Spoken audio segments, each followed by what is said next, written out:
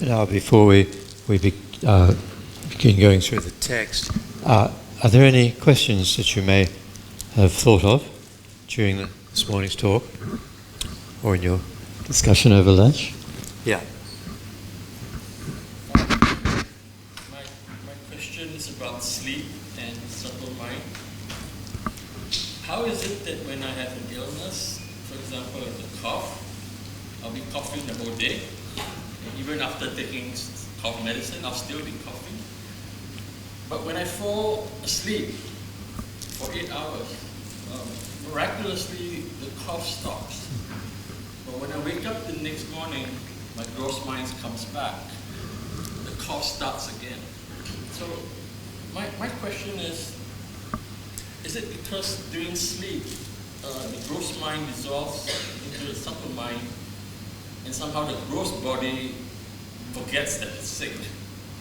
So is it possible then, through the practice of meditation, to deepen it in such a way that we exist in our subtle mind throughout the day, so that would somehow alleviate karmic effects of mental afflictions or even physical illnesses like cough? So did you get the question during sleep? It seems that the cough reflex is diminished or stopped, and why? And does it mean that if we can maintain dreamlike sleep, dreamlike state during the day, we might be able to suppress such things? I think from the way it's taught, what happens when we go to sleep and when we die, that during this process of the mind becoming more subtle during sleep, indeed the activity of the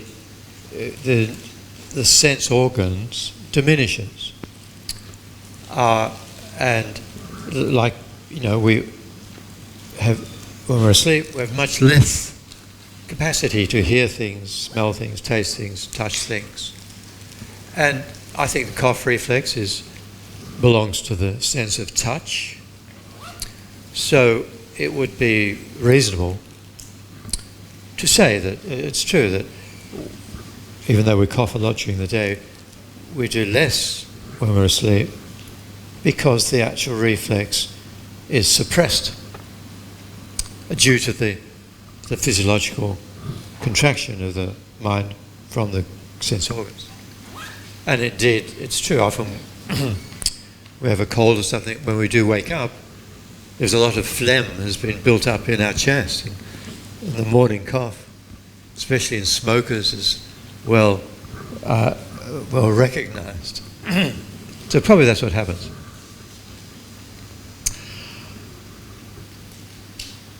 Meditators, yes, it's true that as one gains more and more powerful single-pointed concentration, one necessarily withdraws the wind energy from the sense organs. So the mind of single-pointed concentration is mental consciousness. It's not one of the 5 sense consciousnesses. The activity of the senses is suppressed or diminished or ceases as the winds withdraw from the sense organs through the power of concentration. So in meditation, it would be similar to sleep. You don't hear things, see things, smell things, and so on. Difficult to imagine bringing that level of awareness into the waking life, because the waking life implies that we are sensorily alert and looking, hearing, smelling, tasting. That is, for us, say, ordinary beings or even practitioners, it's hard to see that one could combine such a withdrawal from the senses with being awake.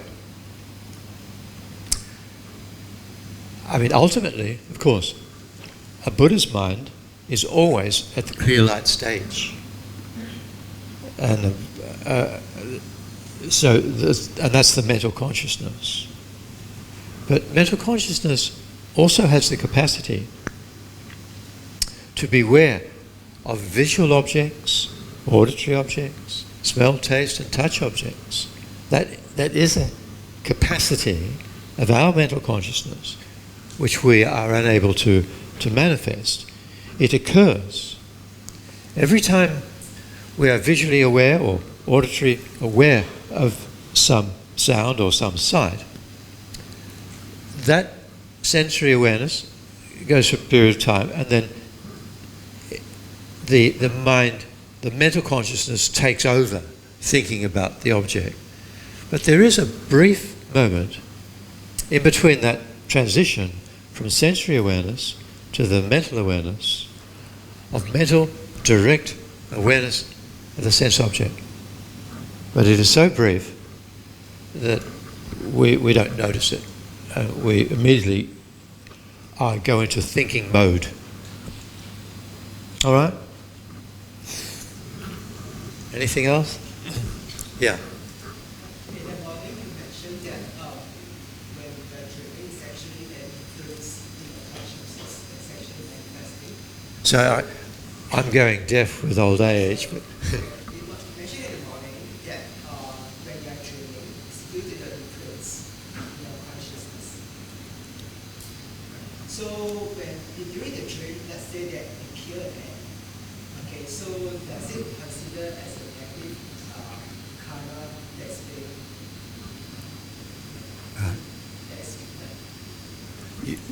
you've got a loud voice. When in a dream you kill an ant, do you accumulate negative karma? I see. No, because the objects of the dreams aren't real. They're real for the mind in the dream, but they're not actual cats or beings or others. So one does not create the karma of killing. One does, however, increase the the potential or the seed of aggression in the mind. But that is like a desire, attachment, aggression. These can be increased, but that's not a karmic result.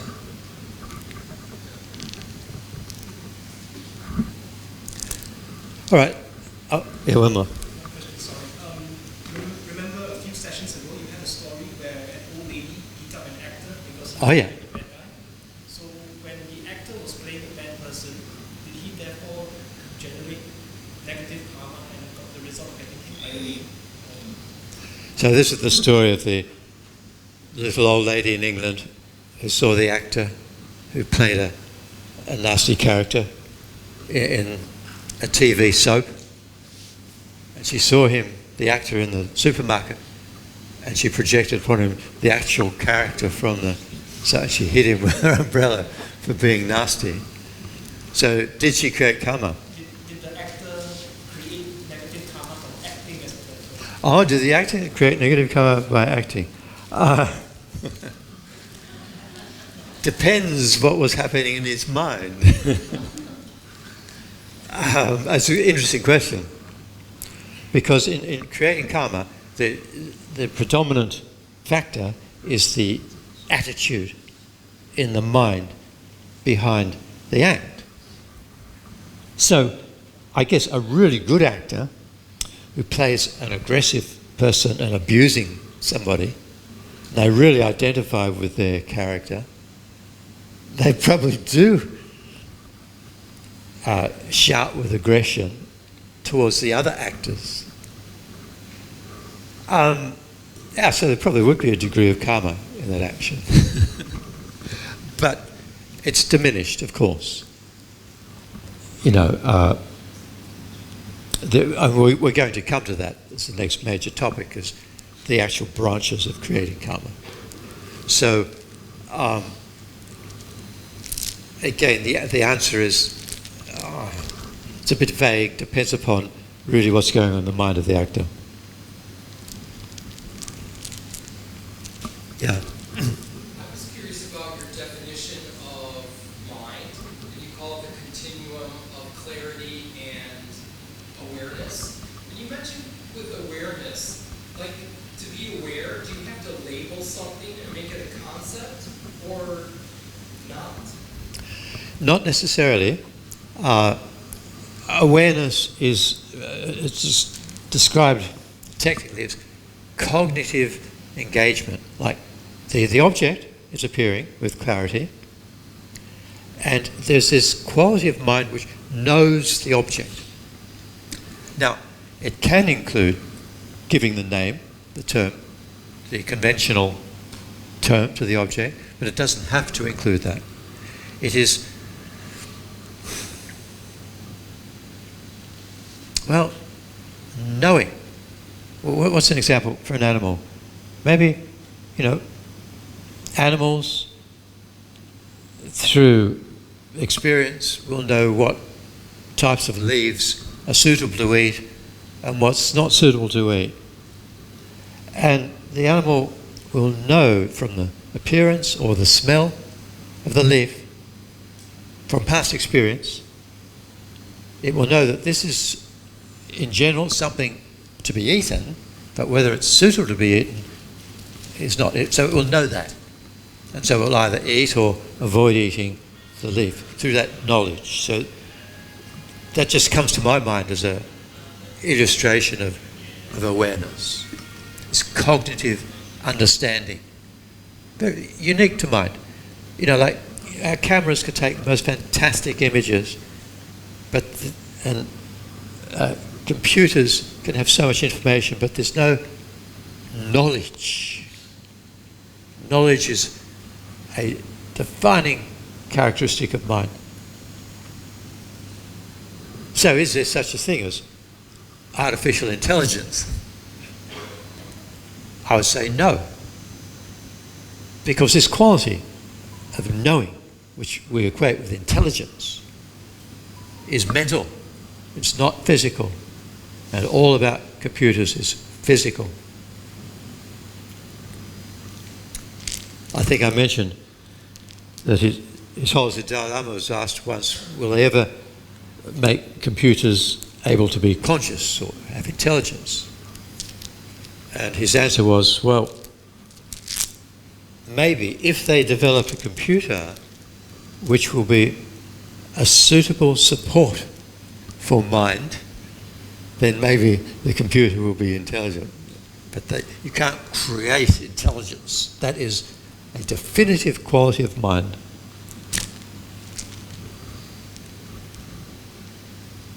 All right, so as I warned you, I was going to say something that His Holiness the Dalai Lama has said about what we were discussing this morning, particularly subtle, clear light mind and the relationship between the mind, its supporting wind energy, and our experience. So this is taken from a text called the Gelug Kagyu Mahamudra, a commentary by His Holiness the Dalai Lama, which I attended a long, long time ago, but I didn't really understand. The mind within the human or animal embryo, so he's talking about after conception and the beginning of embryonic formation, the mind becomes increasingly coarse as it is progressively supported by the increasingly coarse physical elements. So in Buddhism we talk about the elements of matter, not referring to the elements as we know, from chemistry and physics, but the four elements of earth, fire, water and wind are qualities of matter. Earth element is a supportive quality of matter. Water element is the adhesive, moistening quality of matter. Fire element is the quality of heat and chemical activity, digestion and so on. And wind element is a quality of movement, flowing, lightness. So it is the wind element, the subtle wind element, which supports the subtle mind emerging as a result of karma from the clear light state after conception. So as it becomes more coarse, correspondingly the mind becomes more coarse as a result of karma, then those four elements manifest, the wind, the movement, the water, fire and earth. So he says that correspondingly, as these coarse physical qualities manifest with the developing of the embryo, correspondingly mind gives rise to the appearance of those elements in the forms of external sights, sounds, smells, tastes and tangibles.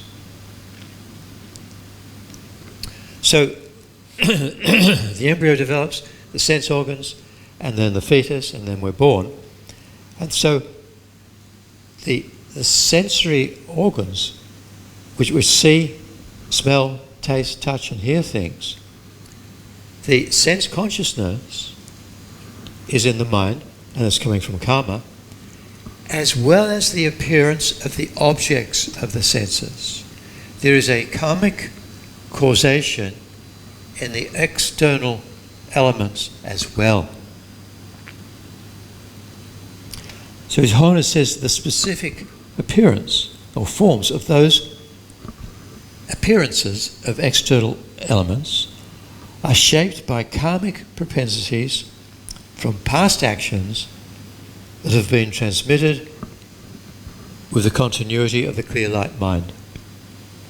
So, as we said, during the previous life, this consciousness is very coarse, and the mental consciousness is bearing the karmic potencies as well as the seeds of the various emotions, as well as memories, knowledge. And as we die, the sense consciousness is stopped, the mental consciousness becomes very, very, very faint to clear light, still bearing all of those potencies and seeds. And then, having died, and the clear light mind entering the womb of a future mother, becoming more coarse, those seeds and karmic potencies are still there. They're born on the clear light mind. They're carried on the clear light mind. So His Holiness says, thus, the clear light mind can be seen to be the source of all impure appearances, right? The fundamental source of the external world, the objects of our senses. So all of the clarity, the aspect of the mind, clarity, taking the aspect of the object, and as well as the appearances of the objects of our mind, all phenomena are the emanation or the play of the clear light mind of deep awareness. So you see, when we say these are the emanation or the play, the sport of the clear light mind, because of the karmic potencies being born in the clear light mind, because of the karma to be born whatever form we're born as, then there is the arisal of both the subjective awareness and the object. There is a karmic relationship with our world that we experience. So we are born with human karma, so the world which we experience is coloured, is shaped by our mind. And the way we apprehend this world is from a human point of view. As animals, there is an external world. But the way in which it appears is dependent upon the karma of each individual. So collectively, we and the animals are responsible, karmically responsible, for our world in general. But if we look specifically, even different humans, we experience phenomena in personal ways. And that's our karma.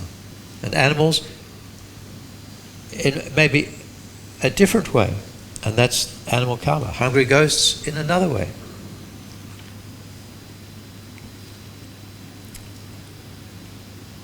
So His Holiness continues, on another level, karmic potencies ripen not only into experiences, subjective experiences of happiness or suffering, but also into the external conditions that are the circumstances for those experiences.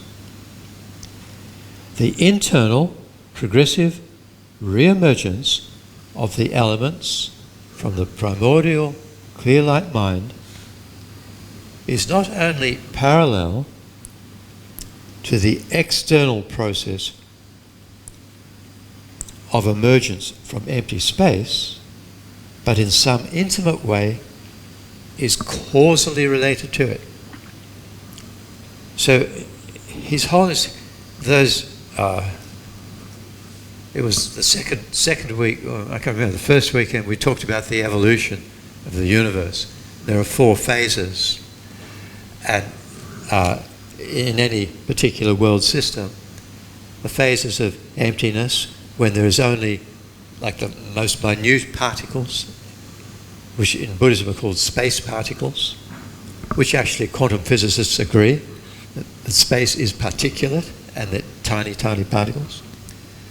Then, at that time, the sentient beings in that region of the universe are all in ethereal, divine realm lives as a form and formless realm. Incredibly long time. Their karma for that rebirth begins to end, and correspondingly a wind blows. Wind element begins to be activated, stirring the space particles, which begin to come together.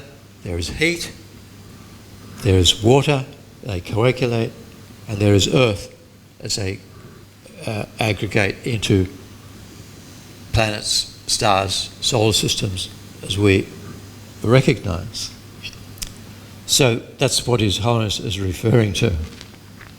From empty space, the universe, not totally empty space particles, but there evolves. So this is called the period of formation, which is equally a long time. And then there's a period of abiding, where the sentient beings, whose collective karma had begun the origin of this corner of the universe, they're reborn progressively in lower levels of rebirth as the environments are suitable for a particular type of rebirth arise.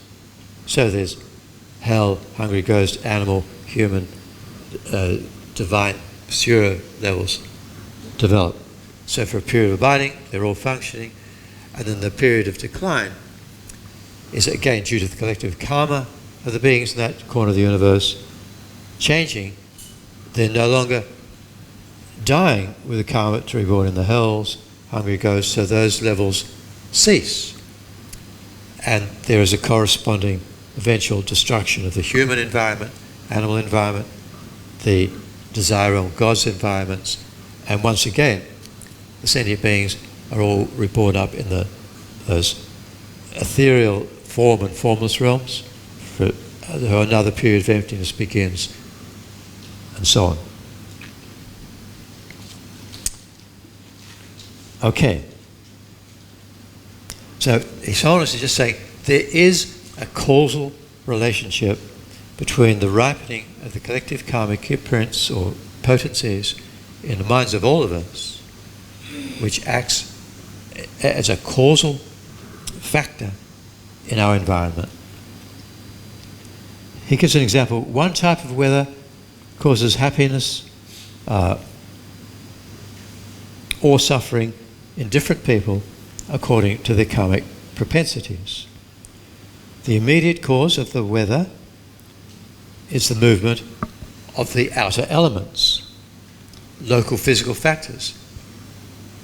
So this is not karma. This is the movement of winds and tides and clouds and so on the chemical activity is a cause and effect process which is natural, external. It's not karma.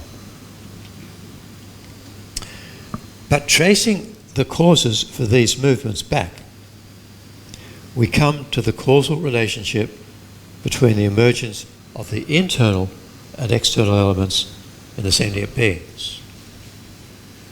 So, you see, His Honours, he talks of these two processes of cause and effect happening.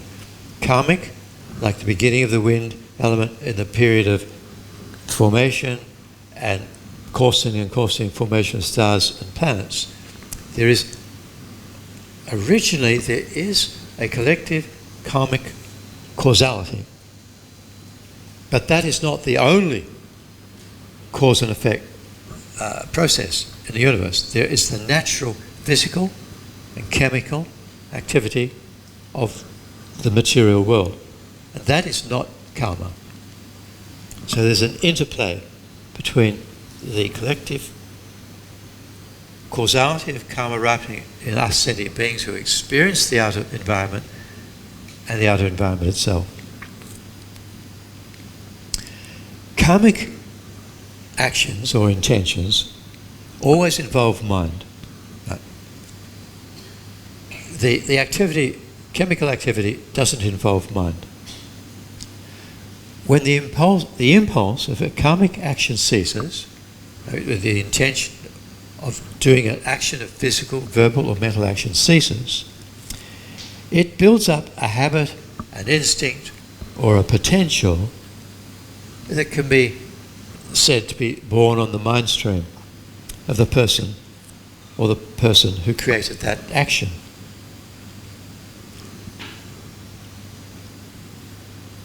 The problem is, how does such an instinct or such a potential on a mind stream, specifically the mind of clear light, because that's what our life began with, how does that bring about any immediate change in the external world? He says, such as his example, the current cold spell in Dharamsala. Since the teachings are not clear about this point, we need to analyse it ourselves.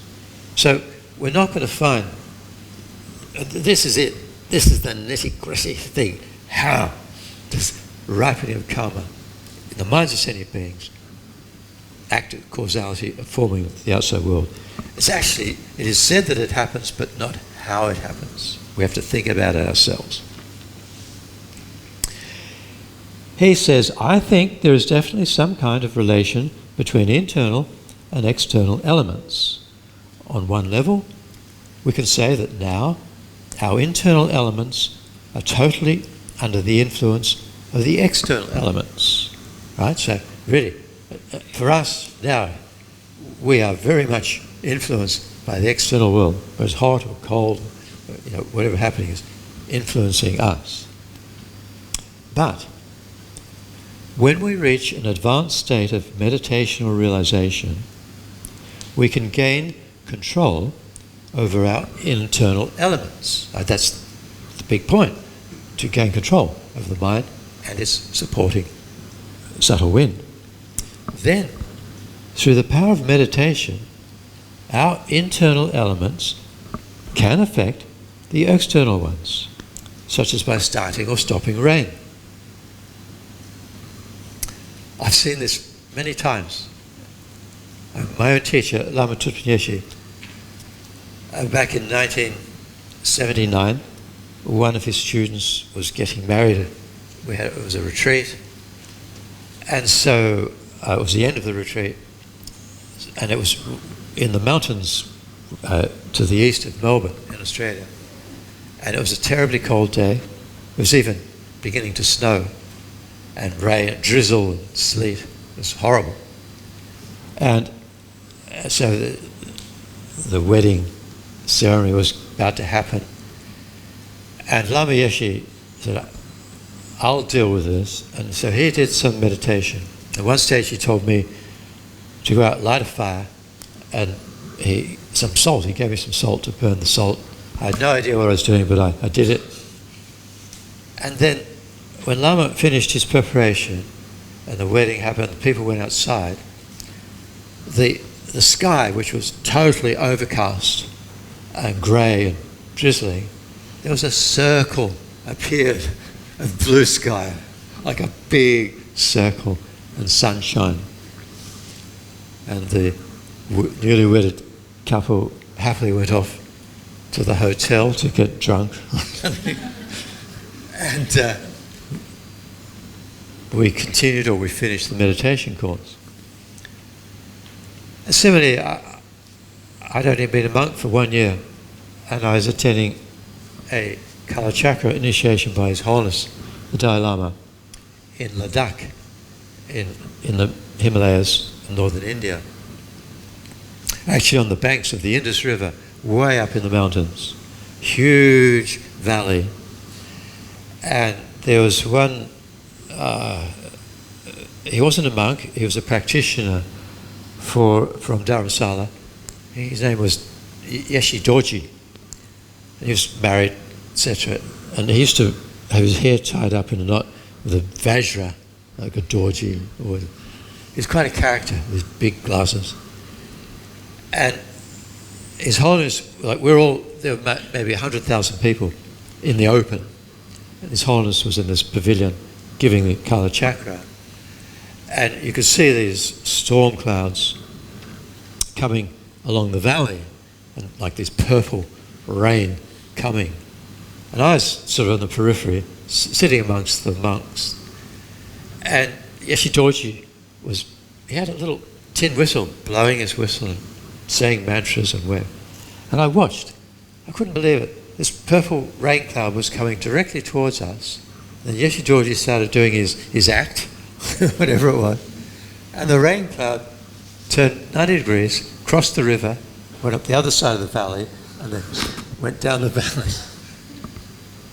So, anyway, controlling rain can be done through the power of concentration. The internal elements can control the external elements through the power of concentration. So, His Holiness says, because this relationship is observable on the level of the spiritual path, of actions involving the internal elements affecting changes in the external ones, he said, I believe there must also be some similar relationship on the basis level as well.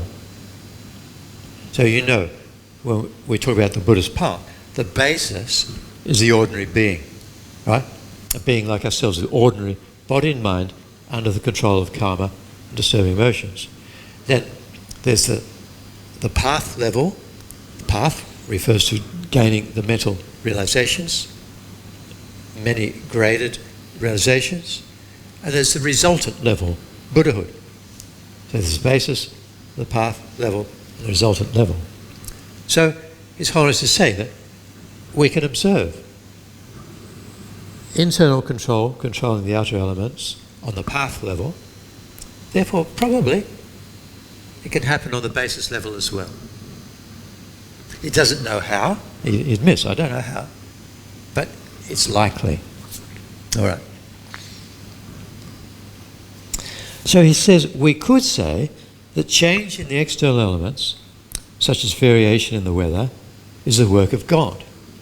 But if we conceive of God as a supreme omnipotent creator, an individual whose actions arise without being affected by anything, we would have to conclude, on the basis of logic, that this is an impossible mode of existence.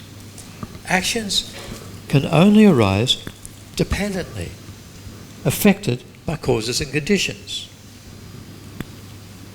Buddhism asserts that the cause for external changes is karma, and since the impulses of karma arise from the mind, and ultimately from the primordial clear light mind, and set back into that mind, we can say that the deepest cause of the external conditions is mind.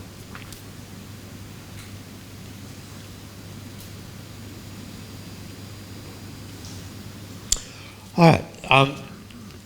There's more from that quotation, but I think the main point that I wanted to get across is that there is more to the world than we understand.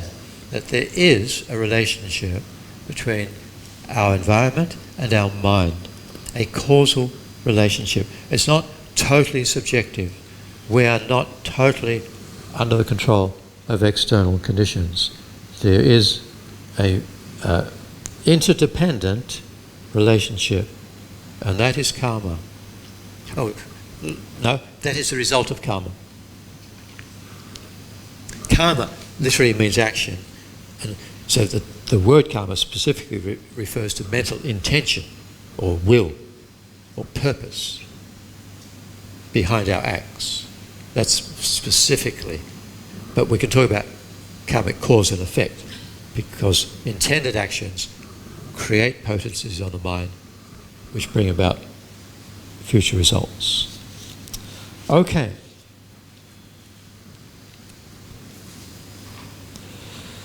So, in the Graduated Path to Enlightenment, the Lamrim, the first outline in the section on karma is developing the faith of conviction and trust in the laws of cause and effect.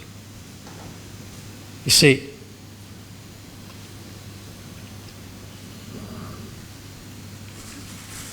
in engaging in spiritual activity,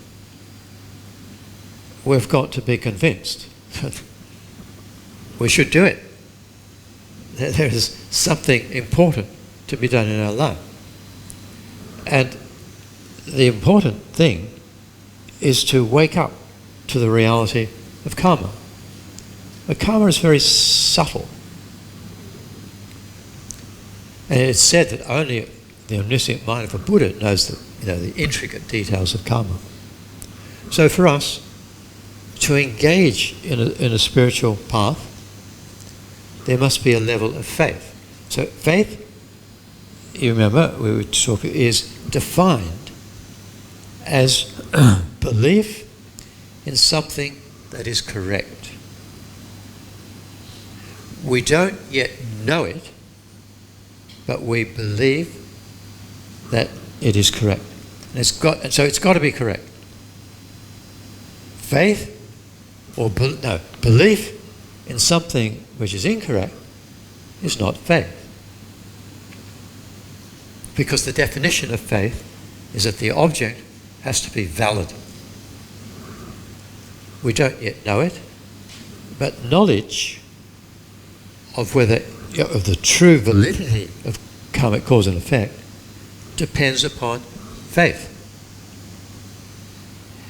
Knowledge of anything depends upon faith. We go to school to learn a particular topic. We get the information, and that's held on faith. We don't really know the underlying meaning of the information. The school teachers, our university professors teach us. We have to take it home and work on it and get to know it. But if we didn't have faith, we wouldn't go to school. Maybe kids could use that as an argument against their parents. I don't know. I don't believe in school, so I don't have to go.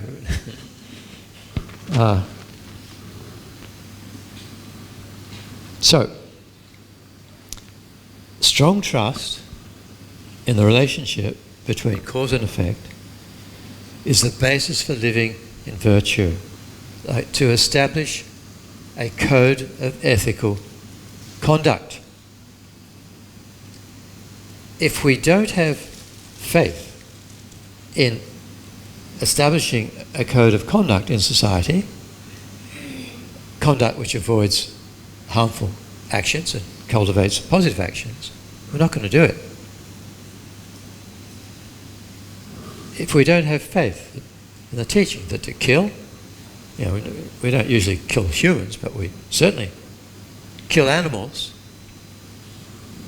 because they're pests, or because we want to eat them, or just for sport, then if we totally believe that there is no fault in killing animals. We might refrain from killing humans, but we see no fault. In fact, the Bible says God created the animals for humans to eat. So, we won't hesitate in killing animals. So, the teachings on karma include not only humans but animals. To kill an animal is negative karma and brings about very heavy results. So we don't know that. We need, so to establish the ethical code of not killing any sentient being, it begins with faith that what the Buddha taught was true.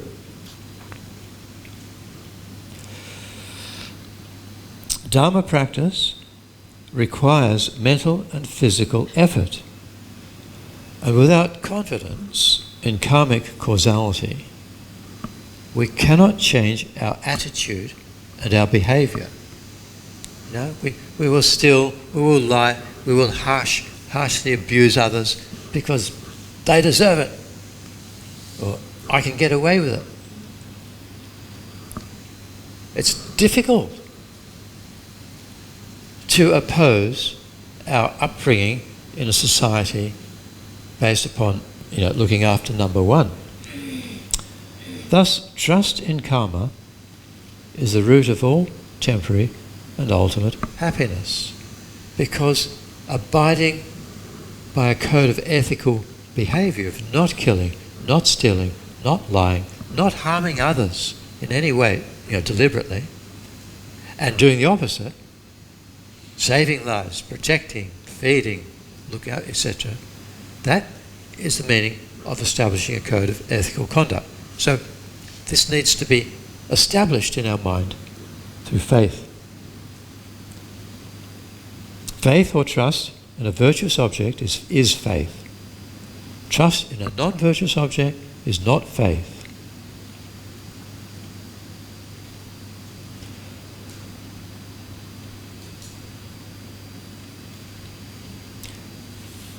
There are two levels of faith. Ordinary faith is based on faith in the three jewels in Buddha, Dharma, Sangha, but is not based upon a valid intelligence, valid cognition. Knowledge-based faith, so there's ordinary faith and then there's knowledge-based faith, is based upon valid cognition of the source of suffering and how to overcome it by relying on the three jewels. So you see, initially we have standard or ordinary faith, but then by investigating the underlying teachings on cause and effect, and really meditating and gaining the intellectual, the knowledge of karmic cause and effect, then we really understand the source of suffering, karma, and how to overcome it by practicing Dharma.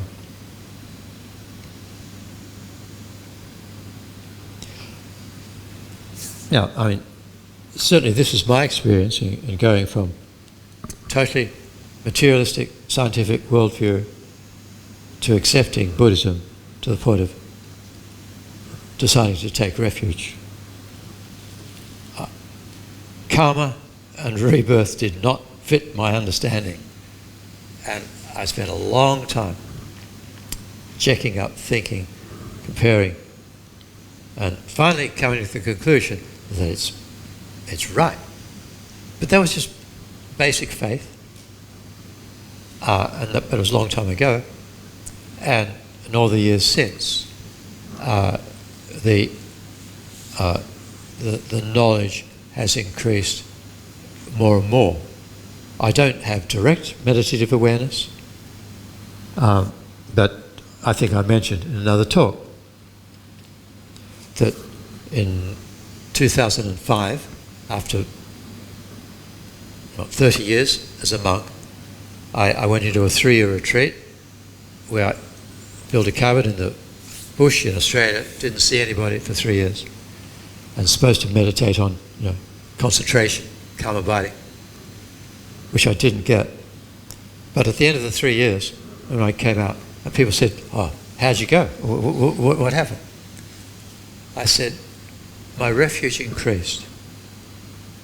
So, although I didn't get what I'd wanted, calm abiding, but my confidence, I had, through 3 years of total focus on the mind, on the teachings, I can't tell you exactly what it was, but my inner conviction in the validity of karmic cause and effect grew stronger, and therefore the refuge in Buddha, Dhamma, Sangha grew stronger. And that, to me, was a fantastic result of the retreat. I was very happy. So now I've got to go back again for another 3 years and try and get concentration. But it was okay. We've been in samsara since beginning of this time. It's going to take a while to get out of it. Okay, so now, in the notes, the first page, there's 4 aspects of karma. The 4 general aspects of karma are certain. Karma shows great increase. One cannot experience a result if one has not created the karma for it to happen. And once created, karmic seeds do not lose their potency. So this is reflecting on karma. The first point, karma is certain, which means that virtuous actions always result in happiness, and non-virtuous actions always result in unhappiness. Actually, His Holiness the Dalai Lama, he said, "Why?"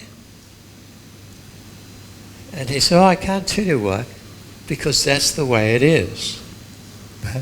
Virtue results in happiness, non-virtue in unhappiness." So we can check up. We can see it happening. We can see our mind. We can be mindful of what's happening to us, what's going on in our mind, in our everyday actions, and we can be honest, say, yep, my mind was non-virtuous, and that was associated with this awful, bad experience.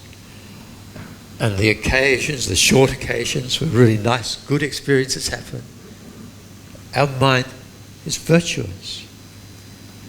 There is a relationship between attitude and experience, so that we can check up to see whether it's true or not.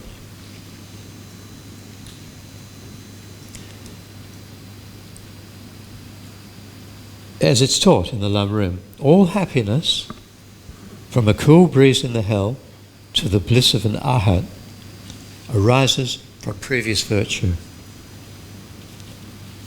Happiness and misery do not arise without cause or from causes discordant with the result.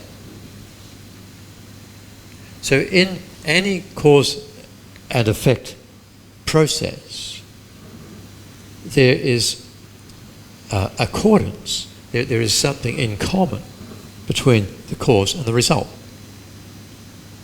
You can't have a result that has nothing, no relationship with the cause. There is a result. So happiness is a result, and happiness comes from a concordant cause, a virtuous mind. Virtue is a pleasant mind, a benevolent mind, which does a pleasing action towards others.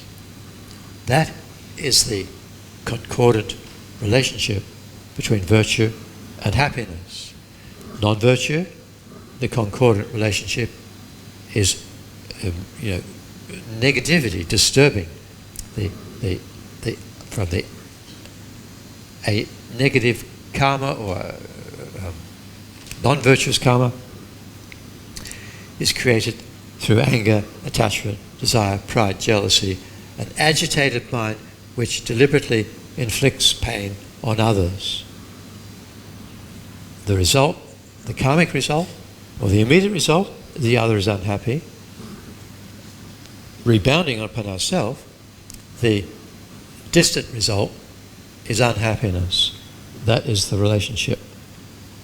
That is the certainty of karma. So when we think about that, then we should generate the resolution. I must pursue virtue, train my mind in virtue, and abandon non-virtue. So this is the beginning of the decision to abide in a code of ethical conduct, to practice Dharma.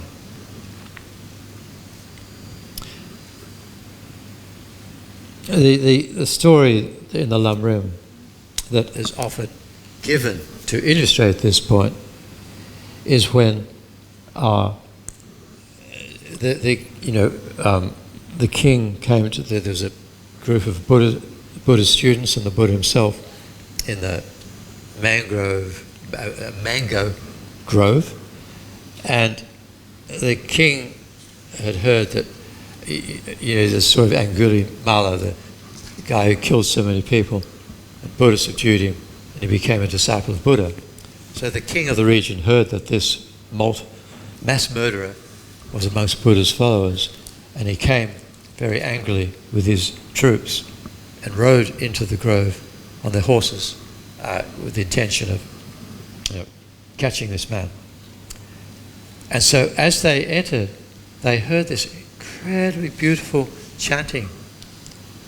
A monk somewhere was, reciting the sutras, but his voice was so beautiful that the horses became calm and the king dismounted. And he totally forgot about Angulimala. He said, "Bring me the monk who has such a beautiful voice." I think Buddha said something like, "Well, he's better heard than seen." King, no, bring him. So they brought this monk who had an incredibly ugly body, malformed, quite difficult to look at. So the king said, "What's going on? How can a person with such an unattractive appearance have such an exquisitely beautiful voice?" And so the Buddha explained that in a previous life, a large stupa was being built, and there was one of the workers who was building it kept complaining all the time about it was too big, too difficult to build it. So he wasn't too happy about building the stupa. But at the end, the stupa was so impressive that he made an offering of golden bells to the stupa. And so the shortness, the ugliness of the monk's body was the karmic result of complaining and having negative attitude towards building the stupa, and the exquisitely beautiful voice was a karmic result of offering the bells to the stupa. So that's the story that you hear in the Lam Rim to illustrate that point. The second general point about karma is that karmic potentials on the mind show great increase. So unless a virtuous potential is obstructed or damaged by anger, or non-virtuous potentials are obstructed or overcome by the opponent powers, karmic potentials increase in potency over time. And this is a scary one. Having established a karmic potential in our mind, virtuous or non-virtuous, it has over time, before it brings its fruit, it has this increase in strength in proportion to the duration of time.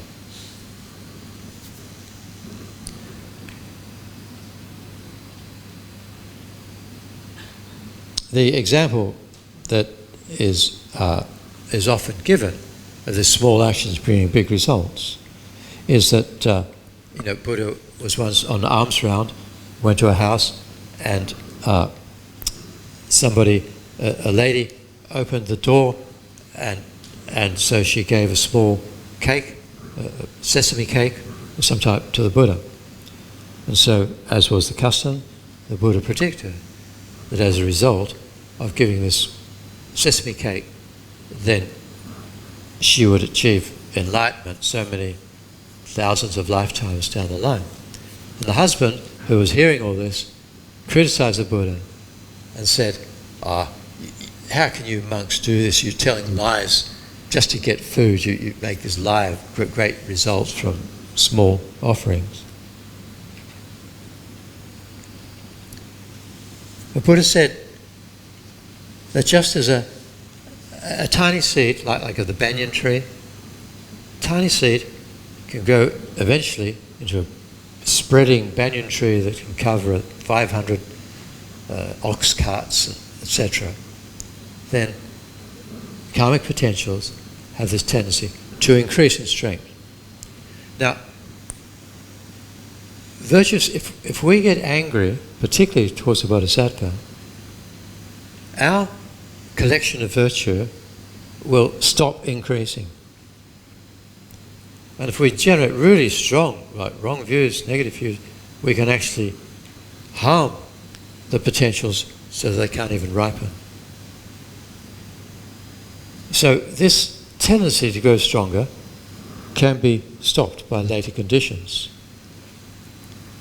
Negative potentials can be stopped and even destroyed by applying the four opponent powers, which we'll talk about later.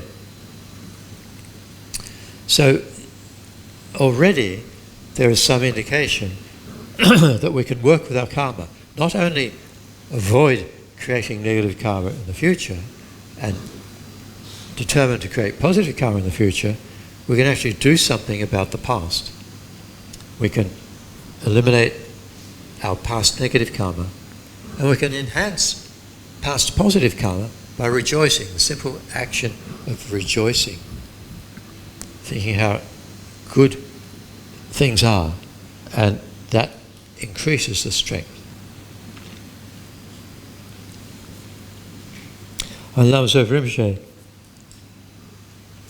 gave the scary example once of killing a mosquito with anger is relatively small compared to the negative karma of killing a human with anger. And the reason is that you cause so much more harm to the human. To be human, that person has created so much virtue and has so much potential as a human, not just potential for enjoyment, but for spiritual development. Whereas the mosquito has a short life of only a few days, and it has no potential. It has the potential, but doesn't have the capacity to understand Dharma or practice Dharma.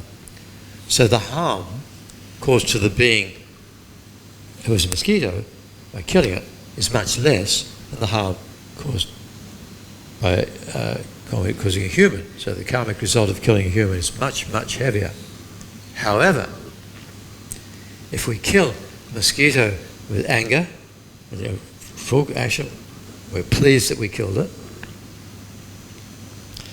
I think something very scary, like if we don't purify that act,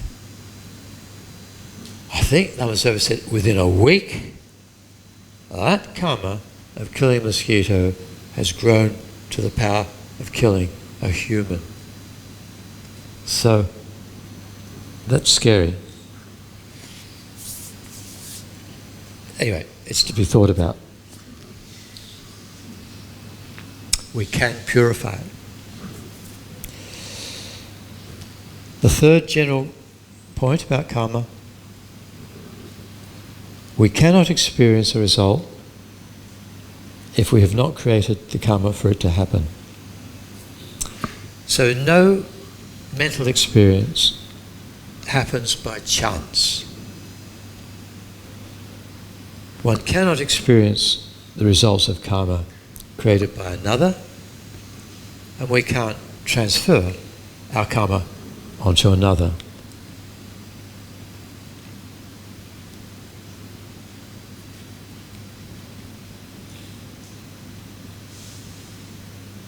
There, again, the story in the Lam Room to illustrate that point is that there was a group of nobles who set fire to a hut in the forest. They didn't know that inside the hut was a meditator who had achieved the state of arhat. Their maidservant objected to burning the hut, but the nobles just did it out of fun. So later, eventually, many lifetimes later, those nuns became, those nobles became nuns who achieved the state of arhat, liberation.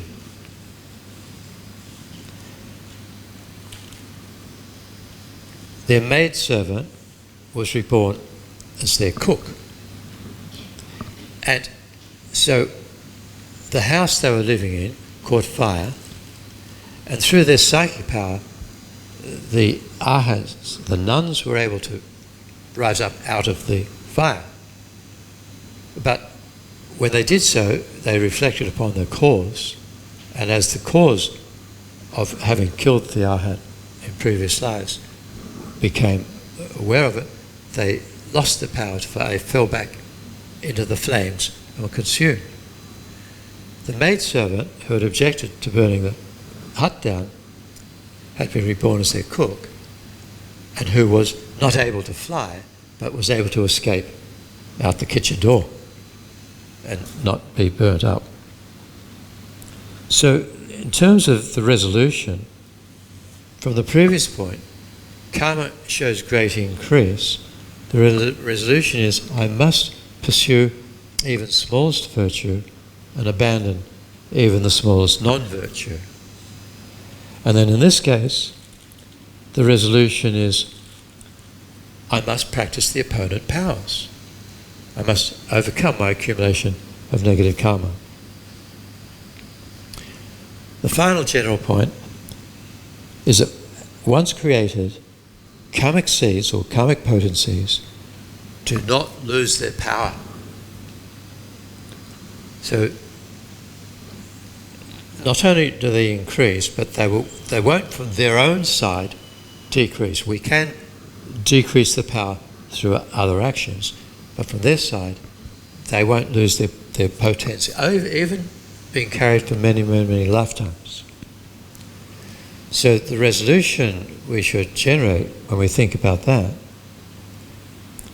is to invoke sincere wish or prayer to always abide in virtue and to dedicate our virtue with bodhicitta. Whenever we do a small virtuous action, like I gave the example before, like giving food to a hungry animal, we create a virtuous imprint. But that virtuous imprint can be destroyed by anger, later anger or wrong views. But even doing something small,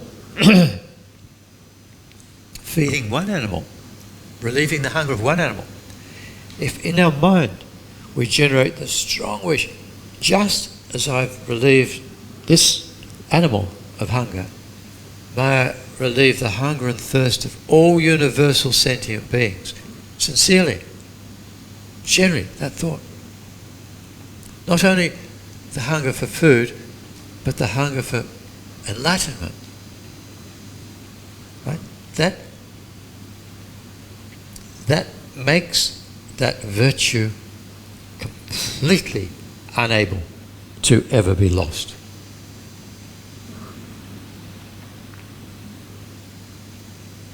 Whereas otherwise we would have burnt it by just getting angry. Not only does it make it unable to be lost, it's so powerful. It is said to be multiplied by the number of beings that we incorporate in our mind, just in our thought. May all beings be happy, free from hunger. So the words, the mouth can say the words, but that's not enough. The action, the mind has to have that sincere thought and delight to relieve the hunger of all sentient beings. That's possible. That genuine attitude can be manifested. We have to train ourselves to do it. We don't do it too often. We rarely do it for even our family, even ourselves. But this shows by being more aware of the reality of existence, the reality of karma, the reality of the power of mind, and not invoke, but utilize the power of our mind in our Dharma practice, practicing bodhicitta, actualizing universal responsibility and universal compassion. The smallest action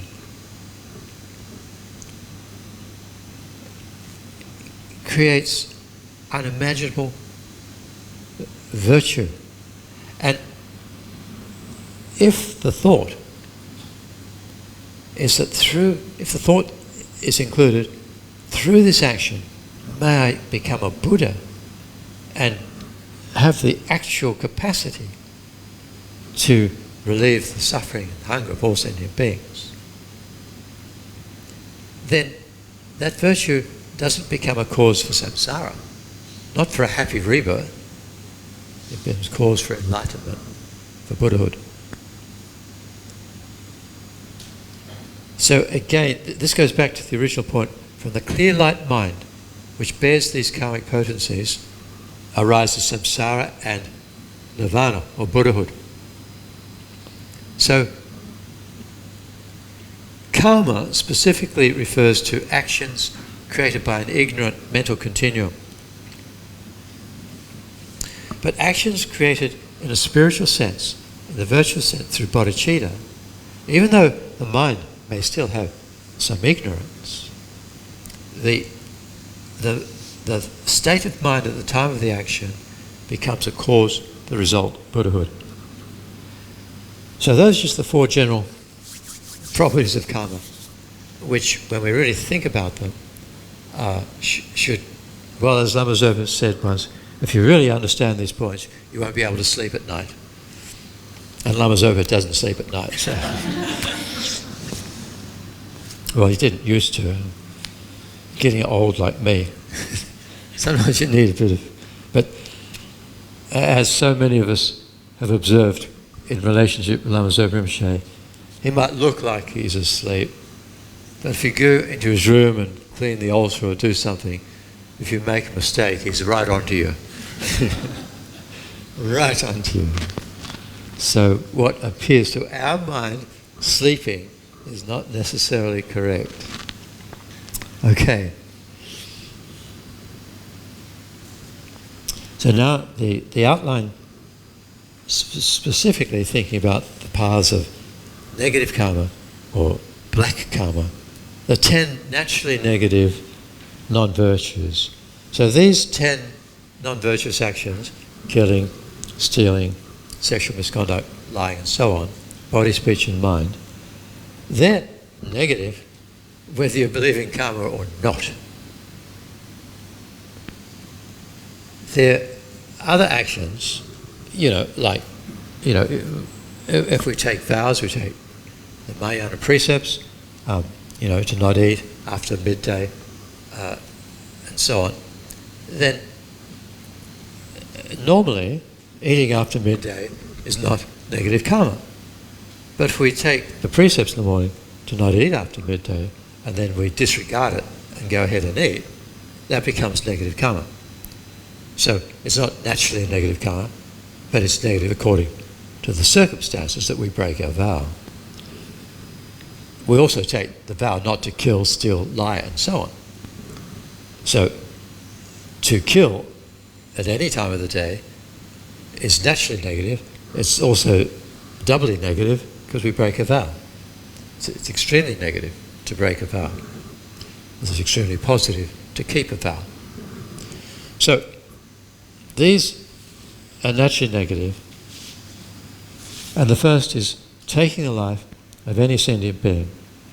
So this is either through one's own action or by instructing another to kill for us. The object of the karma of taking the life or killing is any sentient being other than oneself. And that includes a fetus that is clearly recognized. A woman is pregnant and you engage in inducing, getting someone else to induce a termination of the pregnancy because you don't want that fetus to survive.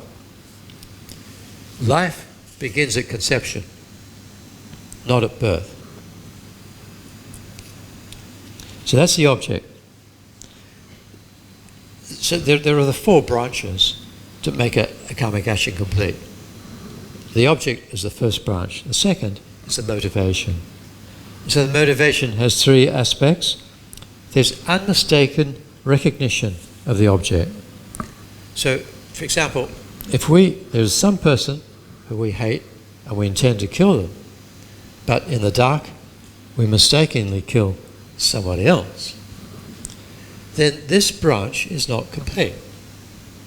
We did not intend really to kill the one who unfortunately got in the way. It's still heavy negative karma, but it's not the specific karma of murder or killing. Just in our legal system, we have different levels. We have first degree murder, second degree, we have manslaughter, and there are a different culpability associated with taking the lives of others. So, in that's an example if that part of the motivation branch is not complete. Secondly, there has to be the full intention to kill. So we might strike somebody with intention to hurt them, but we only wanted to hurt them, we didn't want to kill them, but as a result of our action, they die. So our intention wasn't to kill, and so this branch is not complete. Again, still a negative karma, but it's not the full karma of killing. The third part of the motivation is all important.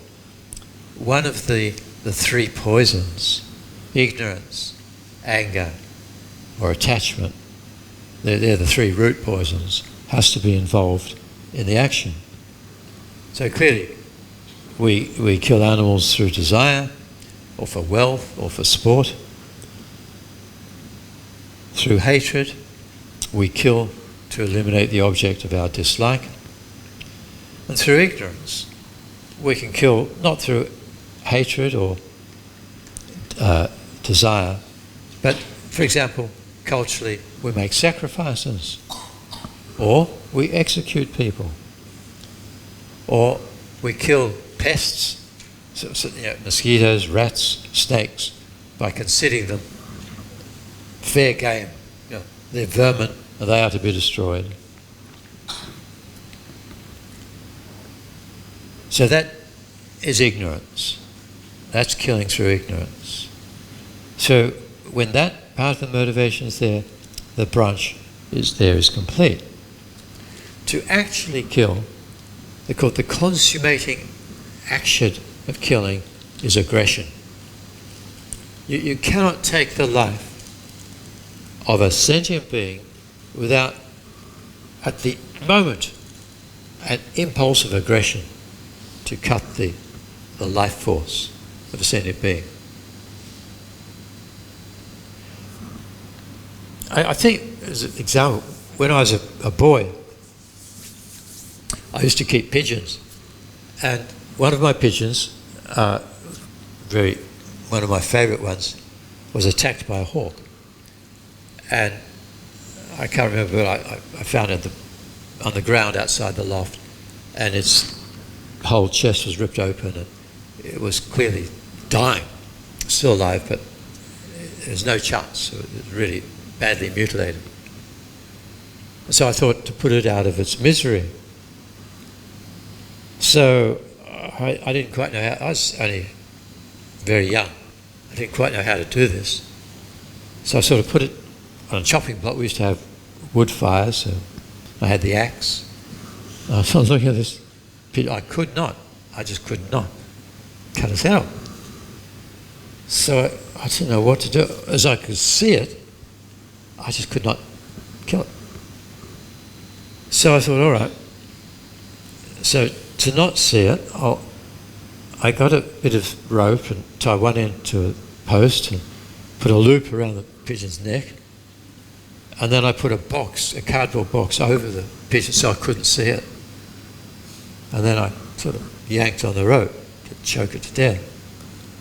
But horrifyingly, with the rope becoming taut, the box flew away, and there's my poor pigeon, strangling to death. Quite traumatic for a young boy's mind. But I think, when I reflect back, as long as I could see it, I could not generate an aggressive impulse to kill it. And it says, you can only take the life of another at the moment of doing it. Even though there might be desire or ignorance, to actually kill, there's a bit of anger there, aggression. So the action branch, the third branch, is to kill by force, by poison, by magic, by mantras, and so on. So often the question comes up, well, what about euthanasia? If somebody is very sick, in pain, they're dying, can't we kill them? So in such a situation, the object action is there, the object branch is there, the action branch will be there, and the completion branch, which is the final branch, I will kill. But we have to check up the motivation branch, right? So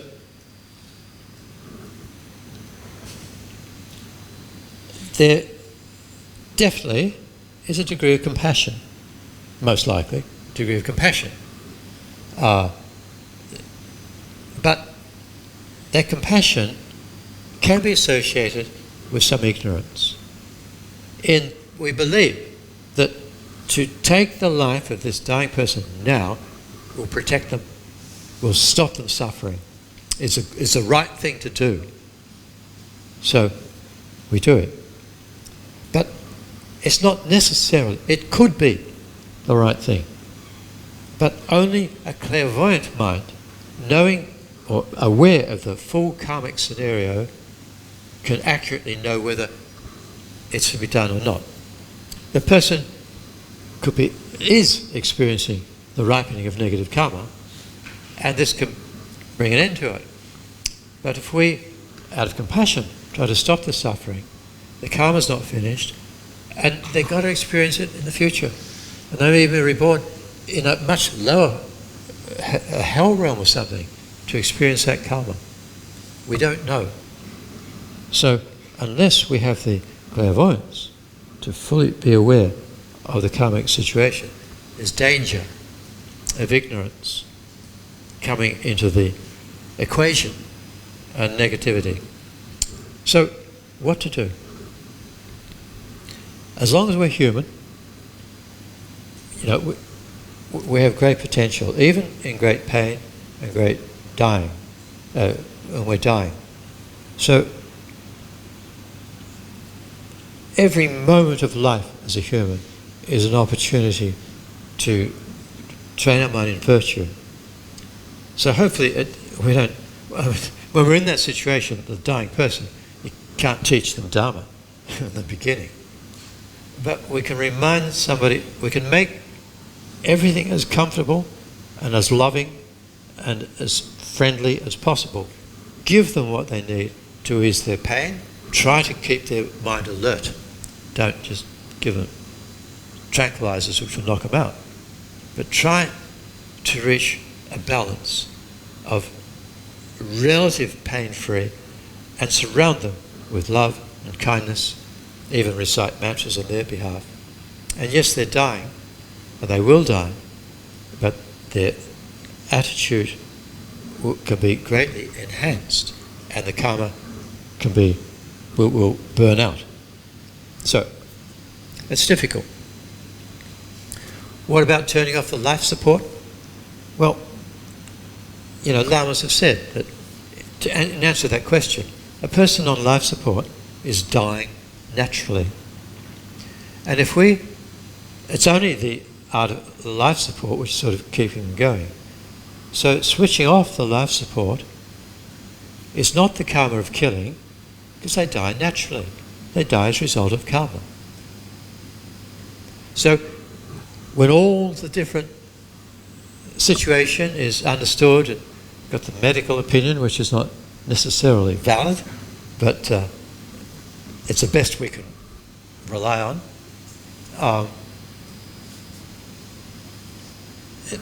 There are situations where it's perfectly valid to turn off the life support, and you're not creating a karma of killing.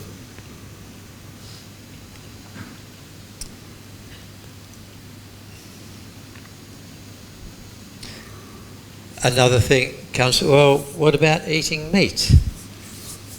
Somebody has killed that animal which you bought the meat at the butcher's shop, and now you're eating it. Are you not committing the karma of killing? If we order somebody to kill an animal for us, yes, and we eat the flesh, we share the karma of killing with that person.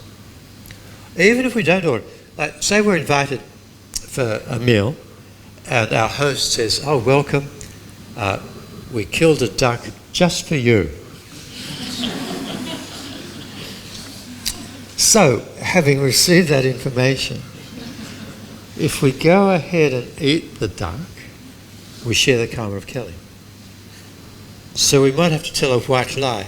"Oh, my doctor said I can't eat duck." It's bad for my body or something. Then we don't get the karma of killing. In terms of the butcher shop, we weren't directly involved in the karma of the animal dying. It was killed at the abattoir or somewhere, and we did eat the meat. So, as we weren't directly involved, we don't create the karma of killing. However, there is some negativity shared. If we eat that meat without any concern for the animal, but just out of pure desire for the taste of the meat, "Oh, this is so well cooked. Oh, the sauce, magnificent." Eat it, disregarding the animal that lost its life for you to have that pleasure. Then there's negative karma, not of killing, but it's negative. If on the other hand, meat in the Tibetan medical system, every different type of meat has a medicinal quality. And all foods have medicinal qualities. And there are some illnesses which respond to eating different types of food or meat. I think in the Tibetan medical system, even, lion meat, tiger meat, human meat is even a medicine. I don't know how you get hold of it, but... So, in that context, if you take the meat as medicine and you consider the animal that died in producing that medicine, and you generate compassion, say mantras for the animal, then you probably wouldn't be creating negative karma. Okay, so that's the action branch. The completion branch is the fourth branch. So there's the object, the motivation, the action, and then the completion is that the victim dies as a result of our action. And we are aware of it, and we are satisfied that we have achieved what we wanted. If immediately you generate regret at having killed the mosquito or the human, whatever, then this branch is not complete. Immediately there's regret and remorse. "Oh, I wish I hadn't done that." Also, for this branch to be complete, the victim has to die before us. So, like, if we engage in combat with somebody and we mortally wound each other, then we die first, and then the other person dies after we've died, then we don't get this branch because our mind has left this body. Our mind is in the bardo or in another life. So it doesn't receive the branch of completion. So the full karma of killing is not committed in that situation. The negative karma of mortal wounding is accumulated. It's still very heavy negative karma, but the full branch of killing is not there. For the same reason, suicide is not the karma of killing, because one is dead and gone before this fourth branch, the completion branch, is created. There are different ways of committing suicide, different motivations for committing suicide. Whether it's virtuous or non-virtuous is dependent mainly upon our state of mind when we do the act. One can give one's life, like the Buddha as a bodhisattva gave his life for the starving tigress and her cubs. So out of pure compassion and kindness, that was a virtuous act. It wasn't non-virtue. The occurrence in the various realms of rebirth, the karma of killing doesn't occur in the hells. Death in the hells only occurs as a result of the expiry of karma. In fact, there's no such thing as a